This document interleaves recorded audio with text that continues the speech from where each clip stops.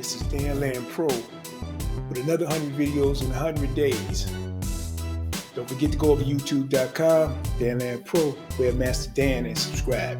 Today we're going over the difference between browser-based and software-based software or tools or live streaming tools.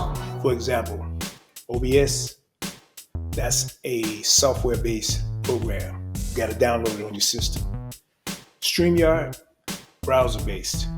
You just go to your browser, log into StreamYard, and go to work.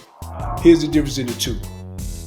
When you have something on your system, it could be more taxing on your system. So if you got a lot of video, a lot of music, a lot of graphics, etc. going on, your CPU is working really hard because it's operating within your system. Browser-based, when you're on StreamYard, you're bringing it to the browser. So it's not as taxing on your CPU. Even though StreamYard has a low learning curve because it's simple, it may not have all the tools that your software might have, like OBS and others. It's still a very simple tool to use. It's browser-based, so it's not as taxing on your system. Now, when you start getting into heavy loads, like more professional work where you're trying to do a lot of switching, you're trying to do a lot of different video scenes, transitions, etc., software-based software will help you more, even though it's CPU sensitive.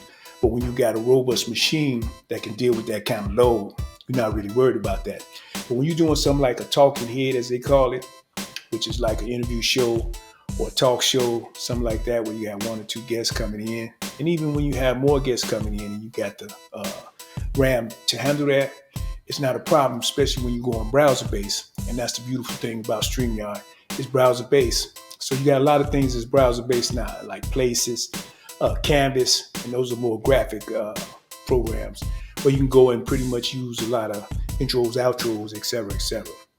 So browser-based is pretty much where we headed in the future because everything happens on the browser opposed to in your actual CPU or your processing power.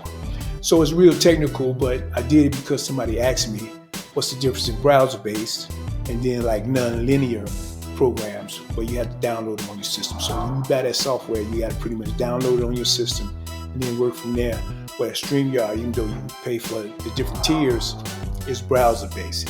Everything's happening in the browser. So it is a big difference. It's something that you have to fill out depending on if you amateur, intermediate, advanced, what you're trying to do and the tools you're trying to use. Hey, that's my lesson for the day.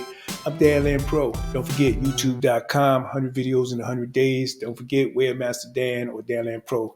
Don't forget to subscribe. Till next video, see you. Peace.